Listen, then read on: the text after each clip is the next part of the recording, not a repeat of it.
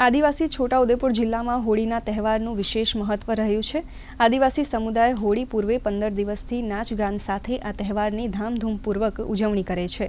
રાઠ વિસ્તારમાં 2 માર્ચના રોજ હોળી દહન કરવામાં આવ્યું છે।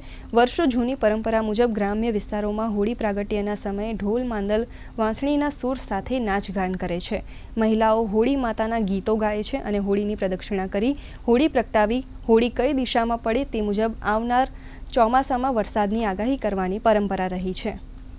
ધામધૂમથી અમે હોળી ઉજવીએ છીએ કારણ કે કોઈ માનતા લીધી હોય કોઈ ભૂખ્યારીને અમે હોળી પ્રગટ કરીએ છીએ અને અમારા પૂજારા દાદા બાપ દાદા કરતા આવ્યા છે એ રીતે અમે ઉજવીએ છીએ। છોટાઉદેપુર જિલ્લાના રાઠ વિસ્તારની અંદર આજે સાંજે હોળી દહન કાર્યક્રમ યોજવામાં આવ્યો છે। આદિવાસીઓનો સૌથી મોટો અને લોકપ્રિય તહેવાર હોળી હોવાના લઈને આદિવાસીઓ ઢોલ માદલ સાથે નાચગાન કરીને હોળીની પ્રદક્ષિણા કરીને હોળી પ્રગટાવતા હોય છે। રાજેશ રાઠવા, દૂરદર્શન સમાચાર, છોટાઉદેપુર।